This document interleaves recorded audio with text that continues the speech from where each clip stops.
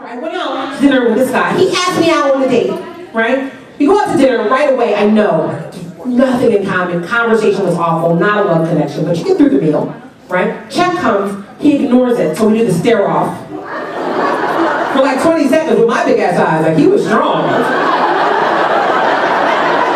You don't see that? So he doesn't pay. I pay for my meal, put down my money, fine. I didn't like him anyway, easy getaway. But then he asked me to help pay for his half of the meal, not because he didn't have the money, but because, in that quote, I don't want to break my last 20. You know how it is, boo. Once you break it, it's gone. That happened on a date in real life. And then, as we were leaving the restaurant, walking back to his car, look at your face. She's like, as we're leaving the restaurant, walking back to his car, he stops and pisses in an alley in front of me. Whips it out, pisses. Zipping up, he comes to where I'm standing on the sidewalk and he says this. It's even better. He says, you need to let me walk on the street side of the sidewalk, on the outside, so I can protect you in case a car jumps the curb, because my grandmother raised me to be a gentleman. Really, Sir Pee-Pee, is that what Nana taught you? Wow, what's next? Are you gonna lay down your jacket so I don't have to step in your piss puddle? Because that would be chivalrous. We were actually at a nightclub, and honestly, a nightclub is the worst place to meet a female. You know what I'm saying? Hey, I just want to say, I think you're hot. Huh? What'd you say? I said, I want to say I think you're hot. You want to rock my South? That is not what I said. We out here trying to function. Chivalry, a term that suggests certain qualities expected of a man. Qualities like courage, honor, respect, and courteous behavior. And this behavior is displayed in particularly toward women. Chivalry traditionally was used to describe the characteristics of knighthood in medieval times. A knight's lifestyle was a part of something deemed as the chivalric code. Knights were trained to practice respectful, courteous behavior. In the 19th century, the term was adopted to describe how a gentleman should behave toward a woman. Fast forward to the 21st century, a generation X, Y, and Z post-millennial society. How has the term evolved? Is it dead? Is it alive? And if so, what does chivalry look like in our contemporary postmodern culture? All right, so this is how I feel about chivalry. I feel like chivalry is, I do feel like it's a dying. I feel like the guys that display chivalry set them apart from the other guys that don't. In LA, it somewhat died out. Like, definitely girls, they like to be treated a little differently, a little more rough, a little with the choke a little bit, you know. And it's so crazy because even as a kid growing up in the city, when you watch those cool cats walk down the street and they doing what, you know, when they're with their lady in their arm, you know, and they opening up the door, it was a slick thing. You know, you sat there and you looked at it like, man, he's cool. But he was letting you know that who I'm with is valuable. You know, you got to handle this type thing. And so that's, and you know, it's been my response. It's cool in the beginning and then it just like goes away. And I think it's more of like a generation thing. It's an old act. And so now it's probably just faded out a little bit. Like when I think about chivalry, I think about sort of what are the origins of it. What does chivalry mean? Can I look it up right now? It feels like it's something out of the Middle Ages. It's like a European notion of princes chasing princesses or proving their worth. Well, I don't think knights was ever a real thing. So I'm pretty sure chivalry was never a real thing. I think knights is like a fairy tale. Was there ever such thing as like a real life of knights? Chivalry, if and when it existed when women were property. Something females do to rub a guy's head or rub his back. It's just kind of certain things you just pick up the innate ability that's what you do. I feel like I open doors. Chivalry is growing for me as a husband, but I still do the things that I used to do before. And the stuff that we hear when we ask other people, do you still open doors? Do you walk on the right side of the curb or wherever the traffic's coming? Do you stand up when a lady sits in? Or do you tell her you love her? Do you tell her you're sorry? I'm gonna tell you this right now. Chivalry is things that a man is supposed to do for a woman. A lot of people think chivalry is like, oh, he opened the door and he did it. That is what you're supposed to do. As a man, when you're a kid, you're taught, open the door, you walk on the right side of the street, you never make sure, you always offer a woman something to drink anytime she's in your house, you never eat before a woman, all of that kind of stuff. That is chivalry. But I do appreciate this new millennium of female that will go Dutch with you. Like, I appreciate it. Now, you ain't got to do it all the time. Don't worry. We at McDonald's, I got this. You ain't got to worry about McDonald's. Tony Roma's, bitch, pull your perks out. I do think that there is chivalry now, and the way I would describe chivalry would be being courteous, being a gentleman, treating someone with respect, putting someone before yourself, and it shows in your actions. So you could say you're, a chivalrous person, or you practice chivalry, and if you don't have the action and behavior to follow that, then you're really not practicing it. How do you define a romantic person? What made that person romantic to you? What have they done, all right? What's the most romantic thing this guy has ever done or this girl has ever done for you? Because I'm leaving for college next year, my boyfriend's still going to be here. He gave me like his sweatshirt and a necklace that says I love you, so that he's always there. That's that all moment. Okay. Little things that they do. Like it could be a phone call when you're not feeling good, coming to a game you have, stuff like that sets them. Right, so that's romantic. If you get a phone call or you play basketball and you look up and you see your girl who came to the game and you didn't even know she was coming and she's there cheering you on, that's romantic to you. All right? You hear that, girls? You need to go to the basketball.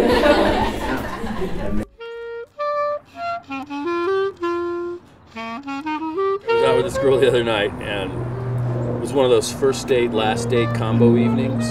It started off great, the whole evening, and chemistry, a lot of kissing, and I was like, wow, this is great.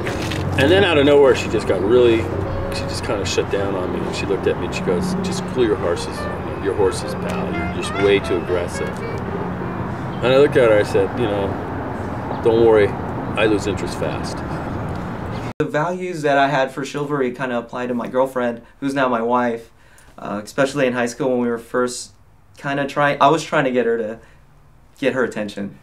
And I would just court her, write her letters, give her flowers, surprise her with a gift, maybe something that we did together outside. When a song comes on in a car, like I remember back in the day, a radio we'd be listening to. You can listen to the radio with a female, and both of y'all, a song come on. You the first note of the song, boom, boom, boom, boom, boom, and then next thing you know, you're like, that's our song. And y'all would get up wherever y'all at, y'all dance, do whatever, you know what I'm saying? Or y'all just reflect, or y'all like, come on, man, like we don't have that no more, man. It's actually not cool to be in love.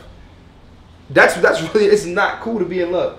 Listen, chivalry is, I think, a male's. How can I say this without sounding like too much of a dick? A guy should be chivalrous, you know what I mean? He should open the door, pull out chairs, stand when a woman enters a room. Like, I don't think there's anything wrong with that. Here's the thing. A female has to be on the same level, though, like to receive all of that. If you ratchet, don't expect me to open the door. Most I'm gonna do is roll down my window. I want to see your agility. You know what I'm saying? If you ratchet and you show me you ratchet, you're not gonna get all the things that a female that conducts herself unratchetly, if I may, would get. Like, I'm married again. I lost my first wife, as you know. But my second, my wife today, it was different when I first started to go with her because she didn't realize why I did what I did. Like when we go to the mall, you don't walk the parking lot. I'm putting you right in front of the door. I take the car, I park the car, and then I meet you up inside. So she was like, what are you doing? I said, no, this is what I do. Women don't walk parking lots. For me, we're not walking parking lots. I'm going to take you to the door because this is what's in me. Now, if you don't like that, that's one thing, but I had to almost help her to allow me to stay me. You know what I'm saying? So if she would have just went off and said, I don't do that, that would have been one thing, which I knew for me, no woman's going to say that. No woman's going to say, nah, I don't want that. The fact of the matter is, we all want to be treated better. We all want to be respected. We all want to be loved on a greater level. And so when that happened, sometimes you have to teach women, especially women who came out of something that they've never had before. when you introduce it, I mean, don't just throw it at them. I mean, present it with a bow. Stick it in a nice box. Throw a card up in there. You know what I mean? And that way she'll look at it and say, okay, I'll never settle again. Any girl watching this probably disagrees, but I think that women like it when they're like, oh, I know he's the type that's not going to call me back or that's going to not be there for me or not want me. But they like that. That's so fucking stupid. We surveyed approximately 100 women in an effort to gain a basic understanding of what significant factors play into their perception of romance. On a scale of most important to least important, women ranked loyalty first, then monogamy, friendship third, and sexual compatibility as last. We have women rate what they wanted. So, loyalty was first. Then monogamy was second, friendship, and then sex was last. Okay, so as far as men, what would that look like? Would it look similar? Sex being first or second? Sex. For me, I'll say friendship, monogamy, sex, loyalty. They should be monogamous, but I shouldn't. I wouldn't be able to put that in order right now, but I think friendship definitely is first. I'd love to be able to, you know, just have a good time with the person. Play spades? And, yeah, be able to play... That was a low blow. But yeah, friendship comes first. Like, I want to be able to know that I can just have a genuine good time. We go out and there's dysfunction. Like, everything doesn't have to be set on sex at all point in times. Like, I want to be able to go like, yo, let's go exercise today. Or let's go have some fun shooting hoops. Let's go play horse. Let's go bowling. So I think on a tier of guys, for guys, it would be loyalty, sex, monogamy. What was the last one? Friendship. Friendship, yeah. Friendship's cool, but like in a relationship with a girl, I'm not into like I'm not into monogamy relationships. So friendship with benefits is ideal. Because honestly, you could fuck somebody that's not your friend. Honest, come on. I had this chick who sex was cool. It was good. It was good when I was there. I didn't want to be a friend. She talked too goddamn much. Never wanted to talk to her ever. Oh my god, just talked about anything. She would turn a conversation about a pack of ketchup into a 2-hour conversation. Like, shut up, just shut up. Take your clothes off. Shut up. Don't talk. Don't even look at me. Shut up. Look at the ceiling. It was just bad. So obviously you can fuck somebody that's not your friend. But yeah, that would be the tier for guys, I think. What do women want? And after a lot of thought and research, I finally figured it out. And it's one word. More. Whatever it is, more. That's what they want. Now, what do guys want? I don't know. For me, I just want peace of ass with peace of mind. Those are two things. Those are my... I think sex is a deal breaker, though. You know, for me at least. Gotta have that sex, though. Shit. Need that. Should make me better. Cause I don't smoke or drink that much, but sex, oh nigga, that's my relief right there. Like, I have to desire you. Like, at the end of the day, like, you know, as much as I may like your personality, when I see you, I want my dick to get hard. When I smell your perfume, I want my dick to get hard. When you walk by me butt naked, I want my dick to get hard. And I want to be able to use it. I'm allowed to say dick. I don't care. You can, but I'm just saying, like, every minute of the day? No, not every minute. That shit has to be dangerous. No, I'm not saying that. I wear skinny jeans. Yeah, the reason why sex is a deal breaker is because it's like, if you're not satisfied, you're going to be upset. You are, you know it. Ladies, out, come on. I think I'm done. Is it okay for a girl to approach a guy? You okay with that? Or a guy approach a girl? How does that make you feel? I mean, it becomes a lot more easier when a girl asks me out, because then I also know like how she thinks and how like her world works. Yeah, you don't have to technically dig deeper and find everything. But then again, when a guy asks a girl out, it becomes at this, I would say, like standstill, because you don't know if she likes you, and most of the time, 9 times out of 10, the girl doesn't respond instantly. She lets you like get to know her first, and then she finds out more about you. Then she's like, all right, I like this guy, I'm gonna go for him. But when a girl asks you out, it just makes it so much easier. Yeah, I'm there. I don't gotta do nothing. Woo! That's over with. We guys. Do you know guys that play hard to get? All right, guys don't play hard to get, right? Because I am chivalrous guy and I pull out doors. Like I remember one time I pulled out this chick's door. Opened up her door, pulled out her seat, and took her to Starbucks. This was in St. Louis. She had never been to Starbucks, and she was blown away. She's like, "Oh my God, we're going to Starbucks. I ain't never been in here." I was like, "Word, you want a coffee?" "I don't really drink coffee." "How about I get you a strawberry frappuccino?" I was like, "Oh my God, you gonna get me?" I was like, "Yeah, I got you." Draws instantly that night. You understand? It wasn't even nighttime when we did. It was like evening. It was like 5:30. Birds were still out. I saw kids playing kickball and shit. It was easy. I'm attracted to girls that are like fucked up emotionally though, that are probably super needy. But it's weird. It's so fucked up. I don't know if it's weird that's what I'm attracted to, but also that's what I'm not attracted to. I feel like the way I am is that I also like to be like a control freak, which is why I like it when there's these girls that I sleep with that like are obsessed with me, that like, you know, want to always be calling me and I never text them back. And I kind of like that role. So I guess if a girl was like super independent in her own thing and wasn't like needy on me, it would be weird. I probably wouldn't be as into it. But I do believe that a lot of it has to do with the response of women, almost not waiting for it. You know, like you ain't got to do nothing for me. You know, and so I think that alone, you know, it intimidates a man to do something if you're not looking for him to do it. Or when he does it, your response is, "What you doing?" You know, and so it goes back to what a person wants. Because I believe if a woman wants it, she will absolutely get it. Because the thing I realize about men is that we're hunters. We're always going after that thing that we feel we can't get.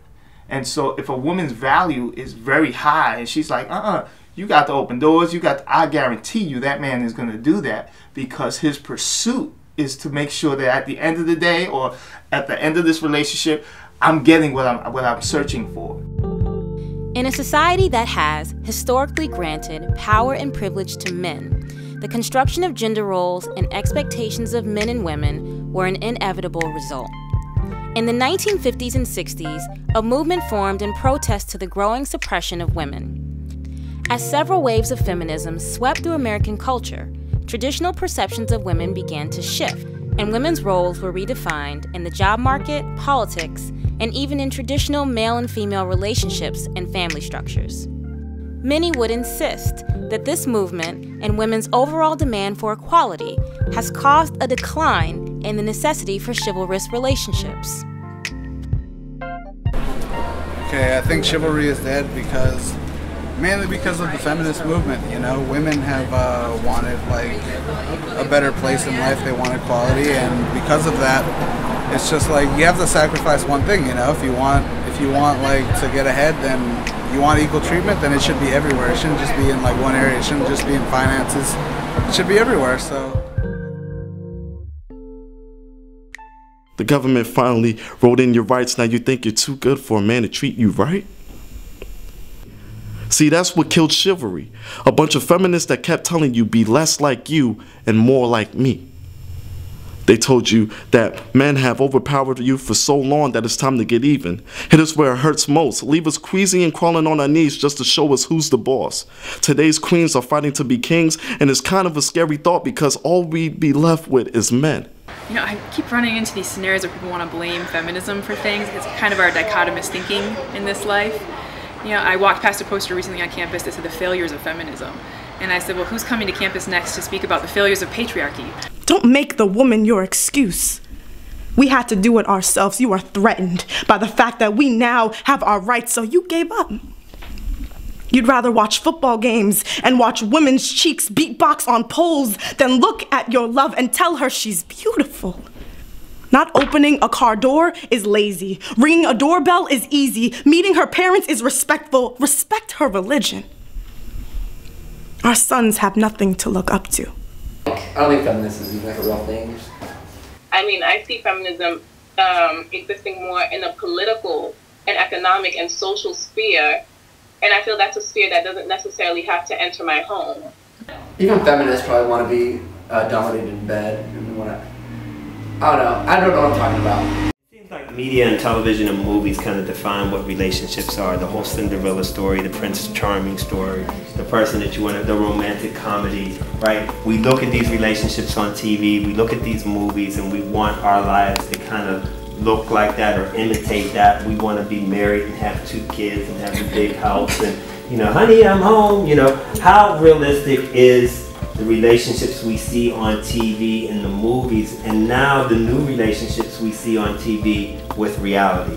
What I realized from relationships and movies, a lot of girls, it's not a guy, I mean, I'm not just criticizing the girls, but they think that guys are the way they are in the Notebook, and that's so they get a false perception of the way that a relationship really is. The kids today have no idea the risks we took just to get a glimpse of a naked woman. Today, just one tap of the pad, one click of the mouse, and you're just buried in this crap. To me, I think one of the riskiest scripts that gets played out in these movies is the idea that a woman isn't fulfilled or isn't complete until she has a man in her life. And that's from princess movies to, really even smart dramas that are on television, is that a woman's worth is complete when she's connected to a man, not based on any of her accomplishments. So for me, that's the most drastic. Tyler Perry or a lot of movies have made women out to be like, okay, this, we're single, we're strong, we don't need a man. And at the end of the day, how can you say that? Because I need a woman. Well, when I look at the entertainment industry, it's just always been false images of what relationships are. It's sweat, it's tears, it's fighting on the corner at 3 o'clock in the morning. It's just a quagmire, it's a mess. And so I think even with films that try to depict realness in relationships, it's like, look, we know this doesn't happen. One of the things I want to focus on in pop culture, I guess, is the rap game and just music. We now have to change the station or change what music we listen to when we're around kids. It wasn't always like that. Like, my mom could listen to all her favorite jams with me in the car, and I know all of them, you know what I'm saying? Let's stay together. Exactly. Exactly. So, but now, we get crunk, we get ratchet listening to Tyga, YG. Unfortunately, we don't have enough healthy examples of relationships and the way you should treat people in the entertainment industry and even in our communities. We just, in our families, we just don't have enough positive examples. Is chivalry dead? It would appear that way. It is very clear that culture has shifted the hearts and minds of this postmodern generation. From entertainment to politics to religion, we have witnessed a rising culture of disrespect that we cannot afford to ignore. But perhaps it's not that simple. Maybe by putting so much emphasis on the influence of majority culture, we're overlooking some of those smaller pockets of hope, where respect still lives, and honor still lives, and charity still lives. Many people we interviewed suggested that chivalry is not dead. It just looks different. Others suggested that it's very much alive, we just don't see it. While others said simply, it's there, we just have to fight for it, learn it, and apply it to our relationships, our friendships, and even our interaction with strangers. Chivalry is a term that has been clouded by time, culture, and even technology. But one thing that hasn't been complicated is our human need for unconditional love and respect. Therefore, if nothing else has been concluded, it's that the inconsistency lies in the term and not in the need. What was that question again? You were asking. Well, no, you said it. I said, is chivalry dead? And no, absolutely not. Chivalry is fucking dead. Why not then be a playboy until I'm 40? Come on, is chivalry dead? Yes. But it's changed. So today, why would you guys even ask that question? Today, I think it's still alive. We came out of a woman, though. At least we can show respect for women, Okay, Is that Tupac? For me, I think the term chivalry probably should die with the idea that chivalry is dead, in part because it's a loaded term that I think you can't separate from the images that go along with it of damsels in distress, women standing around waiting for a guy to open a door for her instead of just getting it herself, or even not figuring something out that's important to her because she needs help in doing it. So for me, I would hope that it would be dead. It sounds drastic, but in a sense, so it can be revitalized more in a sense of honoring each other and mutual even mutual submission if you wanted to go there, or mutual serving. And I just think it's too much of a loaded term for it to do well in this day and age, and I don't know that it ever did well in any day and age. I want to thank everybody for sharing and opening up. You know, I think I've learned a lot. I think this one I learned a lot as well about relationships. I think you learn just by listening to each other. You've grown a lot from 8th grade to 12th grade to college. All right. Relationship is a thing that's going to continue on and on and on and on. All right. It's easy to fall into a relationship. It's harder to maintain that relationship. It's hard to forgive someone in a relationship. And it's, you know, the way you got in it, there's also ways to get out of it. Well, that's it. Any final thoughts or anything that you wanna? Fuck bitches, get money. If I had any final thoughts, I'm sorry. That just negated everything I said. The whole conversation. It is.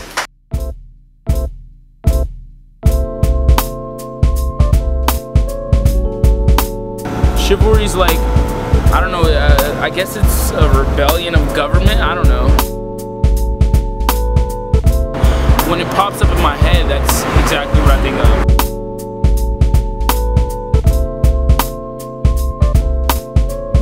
Chivalry could be like, what? Chivalry could be like, somebody on this side of the war don't want to fight the same person on this side of the war. They're gonna try to find a way to come together.